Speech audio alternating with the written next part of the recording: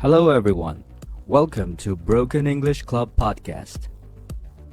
Imagine looking up at like a massive skyscraper. Oh, yeah. From the sidewalk all the way up to the skyline.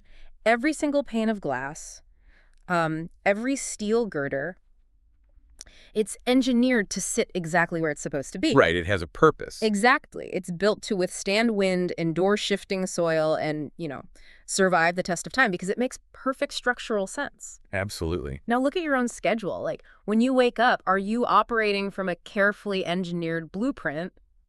Or are you just, I don't know, dodging random bricks being thrown at your head? That is such a good way to put it. Right, just stacking them haphazardly and hoping your entire day doesn't collapse by like 3 o'clock in the afternoon? The chaotic construction site approach to living, Yes. I mean, it is the default state for a lot of people, Yeah. sadly.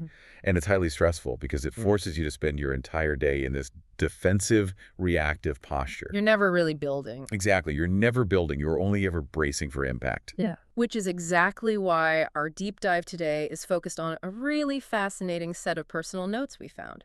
It's titled The Architecture of My Day. Welcome in, everyone. Glad to be here. Today we're opening up this specific 17-hour blueprint. We want to extract the exact mechanics of how deliberate pacing, strategic fuel, and calculated rest can completely eliminate burnout. It's a huge shift. It really is.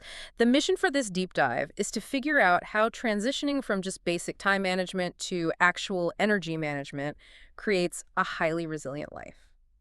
Yeah. Okay, let's unpack this. Well, to start, the analytical tone is set entirely by the author's intentional use of the word architecture, right there in the title. Right, it's a very specific word choice. It is. By using that framework, the author treats their 24 hours not as a passive experience, not as a series of external demands that just happen to them. Like the falling bricks. Right. Instead, it's a construct that is actively designed. Architecture implies load-bearing walls. It implies intentional empty space. It implies a solid foundation built before the heavy furniture is ever moved in. That framing immediately shifts you from being a victim of your calendar to, well, the architect of it. Yes, exactly. And any structurally sound building requires a solid foundation, which brings us to the very beginning of this author's routine. The notes indicate a strict wake-up time of 6:00 a.m. Early start. But the crucial detail is the very first action. There is no reaching for a smartphone. There's no checking the morning news. The author simply drinks a single glass of water. And the biological payoff for that singular action is massive. Really? Just from water? Oh, absolutely. After 8 hours of sleep, the human brain and body are basically in a state of mild physiological drought. Wow, I never thought of it like that. Yeah, the meninges, the membranes protecting your brain, they actually lose fluid overnight. Oh, wow. So drinking a glass of water before looking at a screen or like answering a question from your spouse, it's a biological reset. It just primes the system. Exactly. It rehydrates the tissue, flushes the system, and signals to your metabolism that the dormant period has ended. And it does all of this without spiking the nervous system with sudden stress. Okay, so then immediately following that hydration, the author steps outside for a short walk in the park. And they specifically note that this practice makes them feel fresh. That word fresh is key here. Right. Think of this process like booting up a highly complex operating system on your computer, or even warming up a car engine before hitting the highway. Ooh, the car analogy is perfect. Yeah. If you force 20 heavy, demanding applications to open the absolute second your computer turns on, the entire system freezes. You get the spinning wheel of death. Nobody wants the spinning wheel of death. Exactly. That glass of water and the short walk in the park are the gentle idle. They're the critical background processes loading properly, allowing the engine to warm up before the heavy cognitive software of the workday is ever launched. What's fascinating here is the neurochemistry behind that fresh feeling they describe. Stepping outside for a walk shortly after 6:00 a.m. exposes the optic nerve to natural ambient light. Which is huge for your circadian rhythm, right? Exactly. That light exposure sends a direct signal to the suprachiasmatic nucleus in the brain, setting the baseline for the body's master clock. It regulates what we call the cortisol awakening response. Cortisol, that's the stress hormone. Yes, but you actually need it in the morning. When you wake up, your body naturally produces cortisol to get you moving. Yeah. But if you check a stressful email in bed, that natural cortisol spike turns into a massive adrenaline surge. You're immediately in fight or flight. Right. But by walking in the park, the author allows that cortisol to rise naturally and peak smoothly. And they're pairing it with the physical forward momentum of walking, which triggers the release of dopamine. And what really stands out in this blueprint is the sheer volume of time dedicated to that morning boot-up sequence. I mean, the author wakes up at 6 a.m., but they do not eat breakfast until 8:00 a.m. That is a deliberate 2-hour gap. That's a lot of time. It is. The author is creating this protective mode of purely internal, self-directed time. They're not consuming the demands of the outside world, but they're also physically not consuming heavy calories yet. Oh, interesting. Yeah, this period of fasting allows the body to operate purely on its natural hormonal wake-up signals, rather than relying on, like, a sudden influx of external glucose. So that protective mode is entirely focused on personal well-being. But eventually, the drawbridge has to lower, right? Right, the work has to start sometime. Exactly. At 8 a.m., the author has breakfast. The notes specify a meal of eggs and bread, accompanied by tea. By relying on heavy, slow-burning lipids from the eggs and complex carbohydrates from the bread at this specific time, the author is making a highly strategic nutritional play. Oh, the strategic timing of those macronutrients is crucial. How so? By consuming dense fats and complex carbs at 8:00 a.m., the author is deliberately suppressing ghrelin. That's the hormone responsible for signaling hunger. Okay, so they won't get distracted by a grumbling stomach. Exactly. And it ensures a slow, sustained release of glucose into the bloodstream. It prevents that rapid blood sugar spike and subsequent crash they would otherwise hit right in the middle of their upcoming deep work session. Oh, that mid-morning crash is the worst. It really is. Furthermore, the choice of tea over, say, a massive jolt of highly concentrated coffee provides a gentle, sustained cognitive lift. Tea is often buffered by L-theanine, which promotes alertness without the jittery anxiety. So we've seen how they stockpile and stabilize their energy in the morning. Now let's transition to how they intentionally deploy it or drain it during the core of their day. The output phase. Right. So at 9:30 a.m., the author sits at their desk to begin their work and study block. The notes state they check their emails and then stay very focused on their tasks.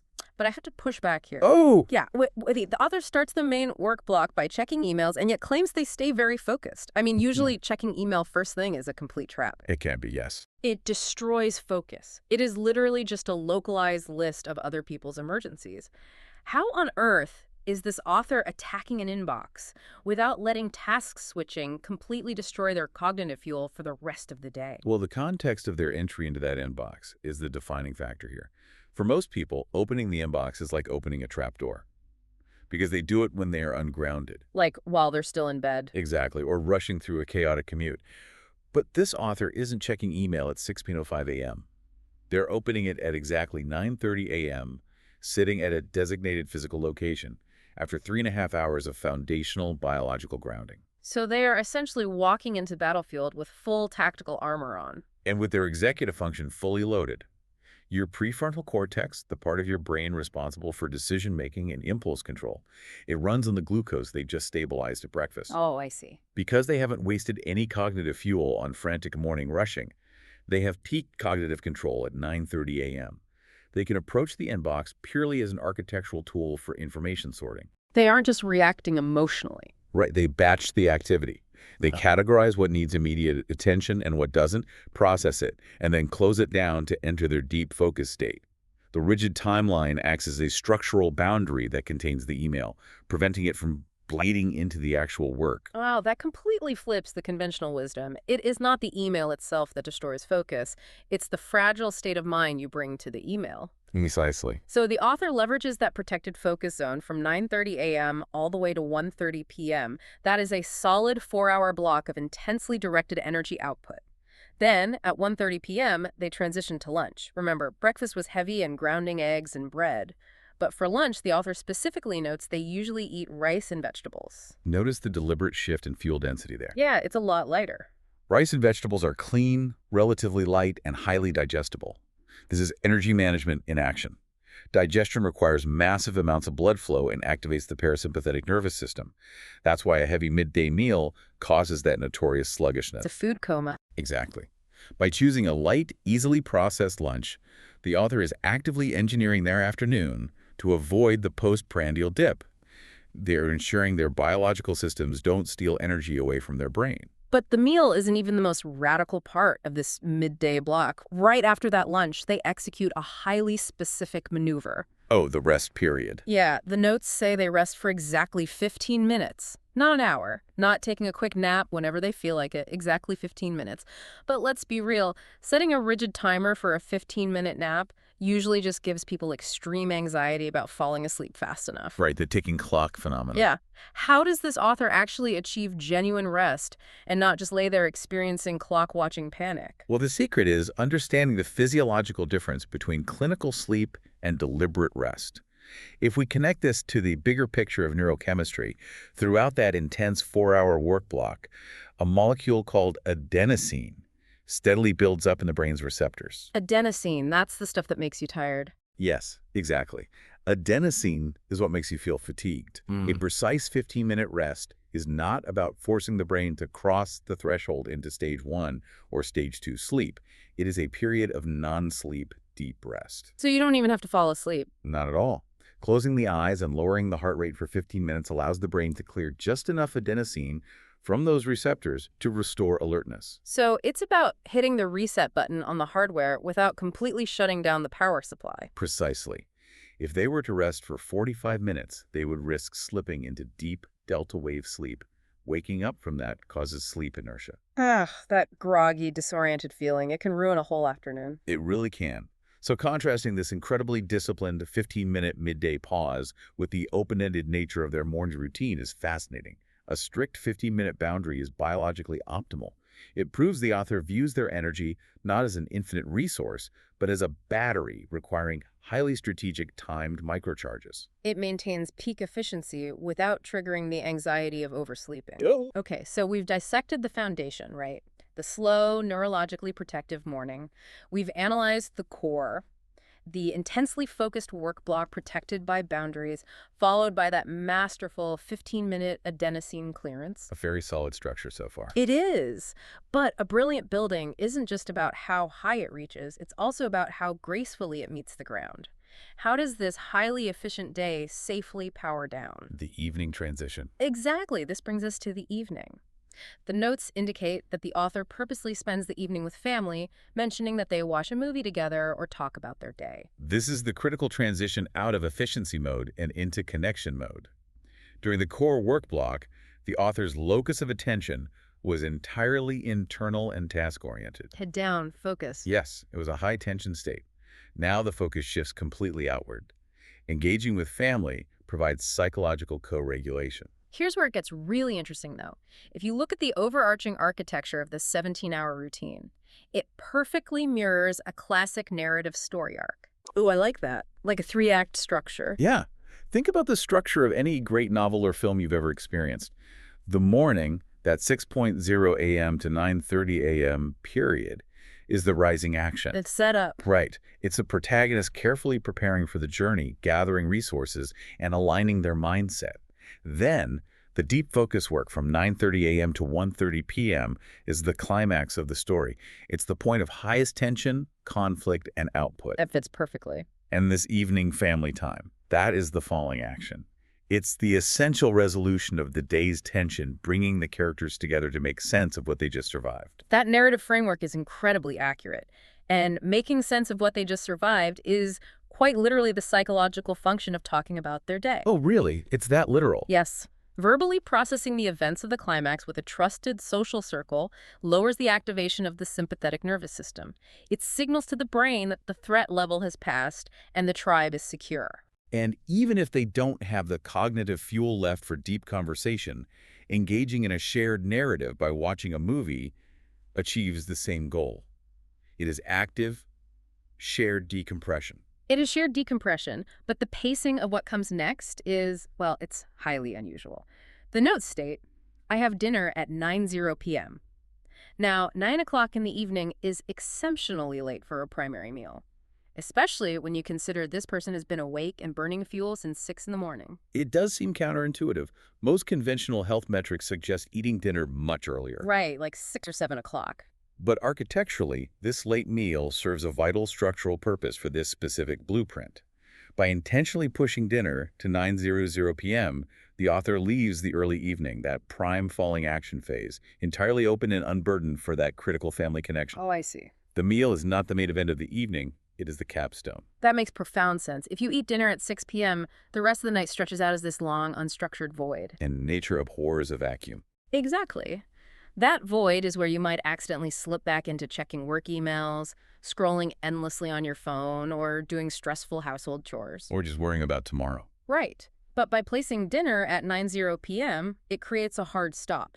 It effectively closes the door on the social phase of the day. And it seamlessly transitions them into the final solitary phase of the architecture. Because immediately after that 9:00 p.m. dinner, the author outlines their wind-down sequence, the notes detail. Before I go to bed, I like to read a book for a few minutes. I finally go to sleep at 11:00 p.m. The phrasing there is so specific. For a few minutes, they aren't tackling a dense textbook, and they aren't committing to reading an entire chapter to hit some arbitrary productivity metric, just a few minutes. The mechanism behind that specific constraint is brilliant. Reading in this context is not an act of information acquisition. It functions entirely as a cognitive bridge. A bridge to sleep. Yes. By reading a physical book for just a few minutes, the author forces their brainwaves to transition. It deactivates the default mode network. What's that? It's the part of the brain responsible for looping over past anxieties or projecting into future worries. Narrowing the visual and mental focus down to a single linear page prevents the mind from ruminating on the complexities of the workday. Or even the residual stimulation from the movie they just watched. Exactly. It is the final, quiet corridor connecting the social energy of the late dinner into the absolute stillness required for sleep. And then precisely at 11 p.m., the lights go out. The architecture of the day is fully realized. When you step back and view the blueprint in its entirety, it's really a masterwork of energy management. It's a beautifully constructed day. We have a 17-hour block of deeply intentional living. The foundation is built on biological stabilization, hydration, sunlight, and macronutrient timing that suppresses hunger and sustains focus. A very strong base. Then, the core is protected by strict boundaries around task switching and leverages precise adenosine-clearing rests to maintain high cognitive output. And finally, the falling action shifts gracefully from internal efficiency to external co-regulation, using a late meal and a few minutes of focused reading to systematically power down the brain. You know, the true brilliance of this blueprint is the author's absolute control over the pacing. The pacing is everything. It is. The physical transitions between the blocks are treated with the exact same respect as the work itself. The walk in the park, the precise 15-minute pause, the few quiet minutes of reading, those are not just breaks. What are they? Those are the carefully engineered doorways between the rooms of their life. Without those doorways, the rooms just bleed into one another until the entire structure collapses. So, what does this all mean for you listening? We have meticulously explored the engineering of this specific daily structure, but the source notes conclude by turning the lens back outward. Echoing the exact phrasing of the author at the very end of their blueprint, the challenge is now directed entirely at you. So, what is your daily routine? Let us know. This raises an important question about the amount of agency you are actually willing to exert over your own timeline, because time will relentlessly pass, regardless of your input. That's the hard truth. The only variable you control is whether you are intentionally shaping that time or allowing it to blindly shape you. I want to leave you with a final, lingering thought to mull over today as you navigate your own schedule. Think back to yesterday. If you were forced to write out the absolute, honest architecture of your day, exactly as it unfolded from the minute you woke up. The honest truth. Yeah, what would that blueprint actually look like? Would it resemble a carefully designed, highly resilient structure that protects your energy and fosters deep connection? Or are you still just standing on a chaotic construction site, dodging falling bricks?